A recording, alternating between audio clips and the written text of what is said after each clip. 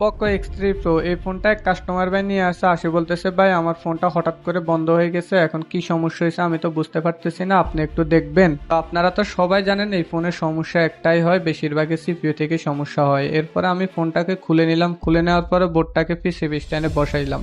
এরপরে আমি যে সিপিইউর পাশে এমএমসি আইসিটা আছে ওই আইসিটার উপরে একটা হিটসিঙ্ক দিয়ে নিছি, কারণ কাজের সময় জানি এমএমসি তে কোনো সমস্যা না হয়। তো আপনারা তো দেখতে পাইতেছেন আমি খুব সুন্দরভাবে আস্তে আস্তে কাজগুলা করতেছি। আপনারা যারা কাজগুলা করবেন খুব সুন্দরভাবে আস্তে ধীরে কাজ করবেন, তাড়াহুড়া করে কাজ করলে কিন্তু সমস্যা হয়ে যাবে উল্টা।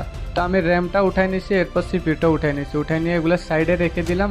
তো এরপর আমি বোর্ডটাকে আগে ঠান্ডা করে নিলাম, কারণ আইসি উঠানোর পরে বোর্ড অনেক হিট হয়ে থাকে, এই জন্য বোর্ডটাকে ঠান্ডা করে নেওয়াই ভালো। এরপর এখানে বল পেজ দিয়ে নিতে হবে, বল পেজ দিয়ে তাঁতাইলের মাথা দিয়ে আস্তে আস্তে ঘষা দিয়ে যে অবশিষ্ট রাঙগুলো থাকে এগুলো তুলে ফেলতে হবে। এরপরে বোর্ডটাকে খুব ভালো করে সোল্ডারিং করে নিতে হবে, আর সোল্ডারিং করার সময় মনে রাখতে হবে যেন কোনোভাবে বেশি জোরে চাপ না খায়, চাপ খেলে কিন্তু একটা লাইন আরেকটা লাইনের সাথে মিশে যাবে, তখন আরেকটা ঝামেলা হয়ে যাবে। সোল্ডারিং করা শেষ করে খুব ভালোভাবে থিনার দিয়ে বোর্ডটাকে ক্লিন করে নিতে হবে, যেন আশেপাশে কোনো প্রকার একটুও ময়লা না থাকে। আপনারা তো দেখতে পাইতেছেন আমি বোর্ডটা খুব ভালোভাবে ক্লিন করে নিচ্ছি। তো এই ভিডিওটা খুব বড় হয়ে যাইতেছে, এই জন্য আমি ভিডিওটা 2 পার্ট করে আপলোড করব। আপনারা যারা নেক্সট পার্ট দেখতে চান কিভাবে অন্যান্য কাজগুলো করা হয় তারা আমার পেজটা ফলো দিয়ে রাখতে পারেন।